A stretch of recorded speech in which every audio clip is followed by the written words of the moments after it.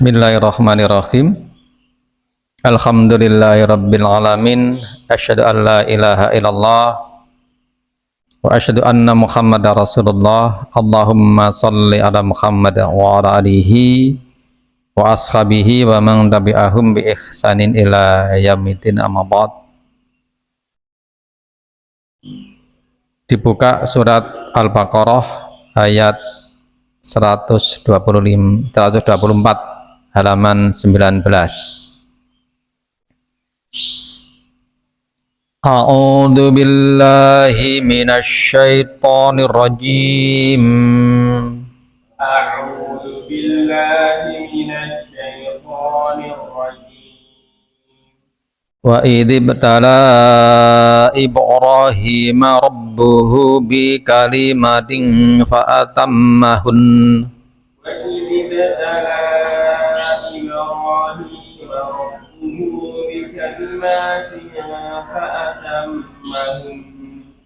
Qala inni ja'iluka lin-nasi imama. Qala inni ja'iluka lin-nasi imama. Qala wa min dzurriyyati. Qala wa min dzurriyyati. Qala la yanalu ahdid dhalimin. Qala la yanalu ahdil zalimin. Kita pelajari ayat 124. Wa idibtala Ibrahim rabbuhu bikalimatin fa atammahun. Qala inni ja'iluka lin-nasi imama.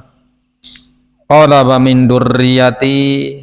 Qala la yanalu ahdid dhalimin. Dan ketika Ibrahim diuji oleh Rabb-nya dengan beberapa kalimat, berupa perintah-perintah yang harus dijalankan oleh Ibrahim, maka dia telah melakukan perintah itu dengan sempurna, dengan sungguh-sungguh dan sempurna. Dan Nabi Ibrahim termasuk Nabi yang diuji dengan ujian yang berat, dengan perintah-perintah yang berat. Yang pertama, beliau diuji oleh Allah untuk mendakwahkan tauhid agar orang-orang di kampung halamannya, di negerinya, yaitu Babylon, meninggalkan peribadan-peribadan kepada berhala. Karena pada masa itu mereka melakukan peribadahan dengan perantara berhala-berhala yang mereka buat sendiri. Tentu berhala-berhala itu tidak bisa mendengar, tidak bisa melihat, dan tidak bisa mengabulkan permohonan. Setelah melalui perjalanan ritual yang panjang secara religius, perjalanan ritual mencari Rabbul Alamin, perjalanan spiritual yang mencari siapa penguasa alam sesungguhnya, dimulai dengan mencari jati diri, dirinya siapa. Jadi Ibrahim mencari jati diri, dirinya siapa, kemudian siapa yang menguasai dirinya, menguasai alam ini, sehingga dialah yang layak digunakan sebagai tujuan dari penghambaan. Dikisahkan menemukan bulan yang menakjubkan, ternyata bulan juga punya masa edar, punya waktu tenggelam, punya waktu sinarnya kalah oleh matahari. Dan matahari yang bersinar terang ternyata kalah oleh malam yang hilang juga sinarnya. Maka Ibrahim dalam dirinya menemukan bahwasanya tidak mungkin semua yang bisa tenggelam bisa muncul, ini menjadi penguasa alam, pasti ada yang menguasai itu. Dan Allah mengilhamkan, memberi Ibrahim petunjuk bahwasanya dialah Allah yang Maha Agung, pemilik seluruh alam ini, pencipta alam ini. maka kepadanya segala beribadah hanya ditujukan, tidak boleh kepada selain dia. Pengalaman-pengalaman spiritual ini ya, menjadikan Ibrahim menjadi orang-orang yang terpilih, dipilih oleh Allah untuk mengajarkan kaumnya tentang dakwah keimanan, tauhid, yaitu menjadikan Allah satu-satunya tujuan untuk beribadah ya. Karena Allah menjadi satu-satunya tujuan, maka meninggalkan seluruh peribadahan-peribadahan kepada selain Allah. Di mana pada masa itu seluruh negeri Babylon ketika meminta kepada Allah menggunakan perantara-perantara berupa berhala ya. Karena mereka beranggapan bahwa dengan menjadikan berhala-berhala ini menjadi perantara dapat menyampaikan maksud mereka kepada pemilik alam ini. Dakwah pertama yang dilakukan oleh Ibrahim adalah kepada bapaknya Azar, mengajak bapaknya untuk meninggalkan berhala-berhala yang mereka jadikan sebagai sarana peribadahan itu. Padahal bapaknya adalah salah satu pembuat berhala itu sendiri. Dinasihati dengan lembut, ya bapakku, tinggalkanlah apa yang kau ibadahi itu, karena dia tidak bisa mendengar, tidak bisa melihat, dan tidak bisa mengabulkan permohonan. Itu hanya benda mati. Seringkali didakwahi, diingatkan, ya, tak henti-henti dan tak jemu-jemu, Ibrahim mengajarkan bagaimana harus bertindak sebagai seorang hamba yang merupakan ciptaan dari penguasa alam ini. Dan sambutan bapaknya tidak seperti yang diharapkan oleh Ibrahim. Bapaknya justru menolak dakwah Ibrahim, memusuhi Ibrahim. Bapak yang sangat dicintainya justru memusuhi dakwah Ibrahim, bahkan mengusir Ibrahim dan mengancam akan merajamnya jika tidak berhenti untuk mendakwahkan apa yang dianggap aneh oleh masyarakat pada masa itu. Jadi di negeri Babylon ini satu-satunya yang beriman cuma Ibrahim ya. Sehingga ajaran yang dibawa Ibrahim itu yang aneh-aneh, karena tidak sama dengan tradisi yang ada di masyarakat Babylon, di mana Ibrahim mengajak manusia meninggalkan seluruh peribadahan-peribadahan yang menjadikan perantara berupa berhala-berhala itu. Bapaknya mengancam, jika engkau tidak berhenti dari ucapanmu itu, niscaya aku rajam engkau. Bahkan diancam untuk dirajam. Dirajam itu orang dipendem sampai pundak atau leher, sampai pundak, kemudian dilempari batu sampai mati. Itu dirajam. Hukuman rajam itu seperti itu. Jadi Ibrahim dimusuhi bapaknya, padahal bapaknya itu orang yang paling disayangi, yang diharapkan keimanannya agar nanti selamat di yaumil kiamat kelak. Tapi ternyata bapaknya memusuhinya. Jadi ujian berat Ibrahim, beratnya adalah orang yang dicintainya justru melawan, memusuhi, dan mengusir dirinya. Jadi keluarga terdekat bapaknya. Kemudian dakwah Ibrahim ternyata tidak diterima oleh masyarakat.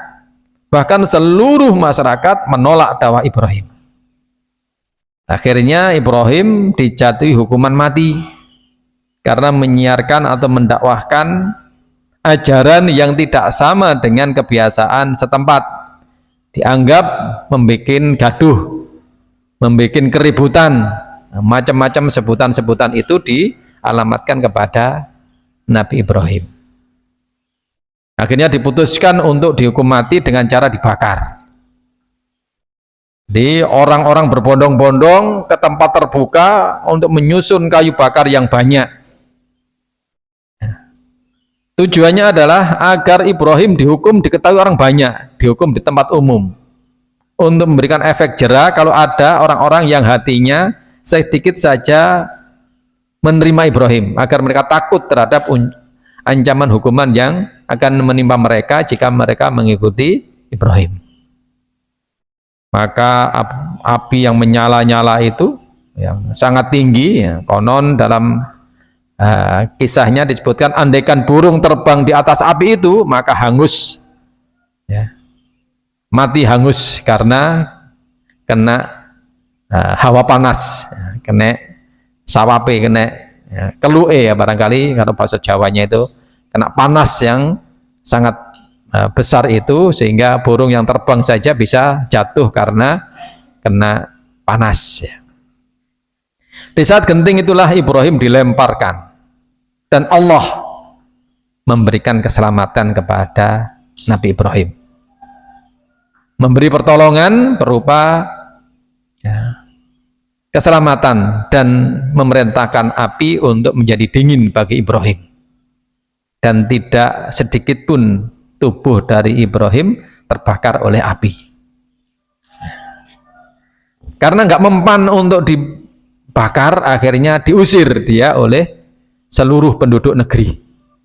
Jadi yang memusuhi seluruh negara, hanya Ibrahim satu-satunya yang beriman. Akhirnya beliau diusir dan melakukan perjalanan menuju Palestina melewati jalur Mesir dari Irak, ya, menuju Palestina.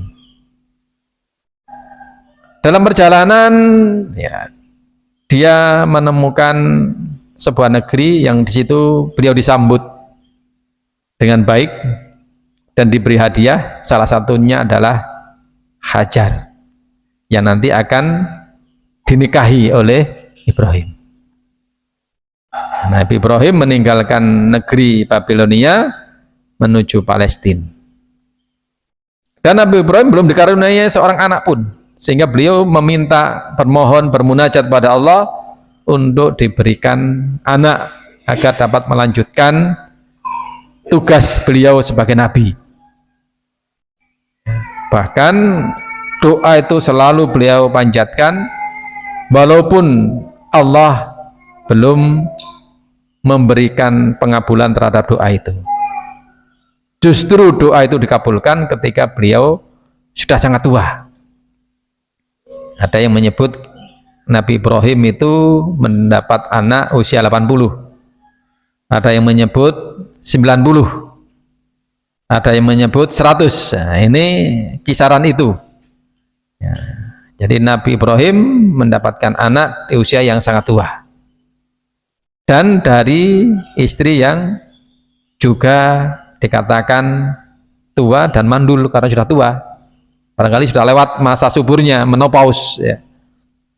Tapi kalau Allah berkehendak maka Allah memberikan anak, ya, nanti ada namanya Ishak, nanti yang dari anak keturunan kedua setelah Nabi Ismail. Nabi Ismail lahir dari ibu Hajar. Nah, anak yang disayang lahir, ya, laki-laki yang diberi nama Ismail. Ketika anak masih bayi, Nabi Ibrahim diperintahkan oleh Allah untuk meninggalkan anaknya seorang diri di lembah, yang di situ lembah itu sangat kering dan tandus. Hanya ada beberapa kabilah yang barangkali istirahat di lembah itu, mendirikan perkemahan yang sekarang menjadi negeri Mekah itu. Pada masa itu tidak ada pepohonan, tidak ada kehidupan barangkali di situ. Yang ada hanyalah transit atau singgahnya kabilah untuk istirahat sejenak sebelum melanjutkan perjalanan. Nabi Ibrahim membawa anak dan istrinya ke tempat itu, ya. Anak yang dia sayangi, yang dia cintai, yang diharapkan kehadirannya sekian puluh tahun, justru oleh Allah diperintahkan untuk meninggalkannya di tempat yang secara logika manusia tidak ada kehidupan dan hanya kebinasaan yang akan menunggu dari anaknya dan istrinya ini. Ketika sampai di lembah yang ditentukan oleh Allah, Nabi Ibrahim membuatkan kemah untuk anak istrinya, kemudian beliau berpaling pergi kembali ke negeri Palestina. Jadi beliau meninggal anak istrinya di negeri Mekah, yang sekarang jadi Mekah itu. Ketika diseru oleh istri beliau, yaitu Bunda Hajar, Nabi Ibrahim tidak menoleh sama sekali. Ya, gak tega barangkali sisi manusiawi, karena beliau terkenal dengan hati yang lembut. Beliau terus berjalan, diseru berkali-kali tidak menoleh. Akhirnya Ibu Hajar berkata kepada Nabi Ibrahim, "Wahai Ibrahim, apakah ini yang diperintahkan oleh Allah kepadamu?" Nah, setelah di pertanyaan ini baru Nabi Ibrahim menoleh dan menjawab iya. Maka Nabi Ibu Hajar berkata, "Kalau demikian Allah tidak akan meninggalkan kami." Nah, ini ketabahan seorang istri untuk menjalankan perintah Allah. Maka dia berserah diri hanya kepada Allah. Kemudian ditinggalkanlah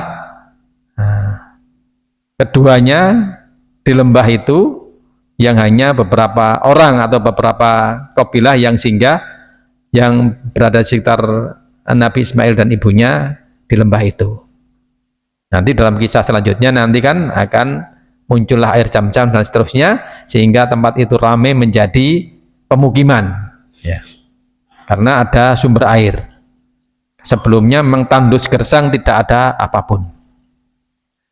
Nah, kemudian Nabi Ibrahim, ya, setelah tidak terlihat oleh istri beliau, beliau kemudian membalikkan badan dan berdoa agar Allah memberikan rizki negeri tersebut, di mana di situ ada anak keturunan beliau. Dan dengan doa Nabi Ibrahim inilah kita dapati sekarang Mekah itu, walaupun ya negerinya tandus seperti itu, segala macam buah-buahan ada di sana, ya, kemakmuran ada di sana, rizki yang diberikan oleh Allah bagi penduduknya begitu melimpah di sana. Kemudian setelah Nabi Ibrahim dewasa, Nabi Ismail dewasa, ya, menginjak usia anak-anak, sebelum dewasa menginjak usia anak-anak, ya, Allah memerintahkan untuk membunuh dengan cara menyembelih. Ini ujian besar, ujian berat. Anak yang sejak lahir ditinggal di lembah yang tidak berpenghuni, yang tandus, gersang, tidak ada sumber air, tidak ada pohon-pohonan untuk disediakan sebagai bahan makanan. Nah, sekarang ketika anak itu tumbuh menjadi anak-anak, diperintahkan untuk menyembelihnya. Dan perintah lewat mimpi ini disampaikan kepada anaknya, yaitu Ismail. Dan apa tanggapan anaknya? Kalau itu memang perintah Allah, laksanakan. Nah, ya, seperti itu barangkali kata-kata beliau. Dan untuk melaksanakan ini butuh pengorbanan yang besar. Karena ini perasaan terhadap anak yang dicintai, yang diharapkan berpuluh-puluh tahun kehadirannya. Kemudian anak itu ada, setelah itu diperintahkan untuk meninggalkannya. Setelah itu ditinggalkan, anak itu tumbuh menjadi anak-anak yang lucu-lucunya menggemaskannya, yang ngangeni, ya. Justru Allah merintahkan untuk menyembelihnya. Dan memang dasarnya anak keturunan Nabi Ibrahim ini keturunan para nabi. Nabi Ismail juga begitu patuh terhadap perintah Allah ini, sehingga dia menguatkan hati bapaknya untuk melaksanakan perintah itu. Bahkan, ya, saat, ya, hendak disembelih, Nabi Ismail mengatakan pada bapaknya, "Bapakku, kencangkan ikatan tanganku agar aku tidak bergerak-gerak lagi. Ya bapakku, sing-singkan baju gomismu agar tidak kecipratan darahku nanti." Ya. Kalau kejujuran darahku terus kau bawa pulang, ibuku tahu, nanti ibuku bersedih. Ya bapakku, tajamkanlah pisaumu agar memudahkan aku menghadapi sakaratul maut ketika ruhku harus pisah dari jasadku. Nah, ini ucapan anak yang akan disembelih. Nah, inilah peristiwa-peristiwa besar yang diperintahkan oleh Allah kepada Nabi Ibrahim dan ditunaikan dengan sungguh-sungguh. Nah, kita barangkali kalau syariat korban ini kan kita tiru hari ini. Nabi Ibrahim diperintahkan korban anak, dilaksanakan. Kita diperintahkan korban harta. Kita masih cari bulat, cari alasan. Padahal kita tidak diperintahkan mengorbankan sebagaimana Nabi Ibrahim diperintahkan. Kita bulat mencari alasan. Ya. Alasan tidak mampulah, barangkali bukan tidak mampu, tidak mau barangkali. Itu barangkali yang patut kita koreksi dari diri kita. Ya. Inilah ketika perintah ini disempurnakan dengan sebaik-baiknya oleh Ibrahim, maka Allah menjadikan Ibrahim sebagai pemimpin kebaikan. Kata Allah, qala inni ja'iluka lin-nasi imama. Maka Allah berfirman pada Ibrahim, sesungguhnya engkau aku jadikan pemimpin manusia dalam ketaatan. Nah, setelah itu garis Nabi lahir dari keturunan Nabi Ibrahim. Nabi Ismail nanti yang akan menurunkan Rasulullah Muhammad SAW. Kemudian Nabi Ishak, adik dari Nabi Ismail, kan punya anak namanya Nabi Yakub, punya anak Nabi Yusuf, dan seterusnya. Nabi Musa, ya, Nabi Ilyas, Nabi Harun. Turun lagi juga ada Nabi Zakaria, Nabi Yahya, Nabi Isa. Nah, semua adalah garis keturunan dari Nabi Ibrahim. Karena tadi kepatuhan Ibrahim terhadap perintah Allah dengan sungguh-sungguh. Walaupun harus mengorbankan sesuatu yang paling beliau cintai sekalipun. Kemudian Nabi Ibrahim mengatakan, wa min duriyati, ya Allah, apakah juga untuk anak keturunanku engkau akan menjadikan mereka menjadi pemimpin-pemimpin dalam hal kebaikan, kebajikan, dalam memimpin ketaatan kepadamu. Kata Allah, qala la yanalu ahdid dzalimin. Janjiku tidak berlaku bagi orang-orang zalim.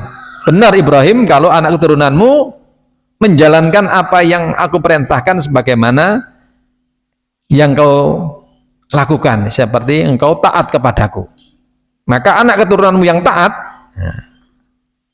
akan menjadi seperti engkau menjadi imam atau pemimpin-pemimpin dalam hal ketaatan kepadaku. Janji itu tidak berlaku bagi orang-orang yang zalim ketika mereka mendustakan kebenaran yang datang dariku. Inilah surat Al-Baqarah ayat 124. Kemudian kita bisa mengambil pelajaran darinya. Qul qouli wa astaghfirullah subhanakallahumma rabbana bihamdik asyhadu an la ilaha illa anta astaghfiruka wa atubu ilaik.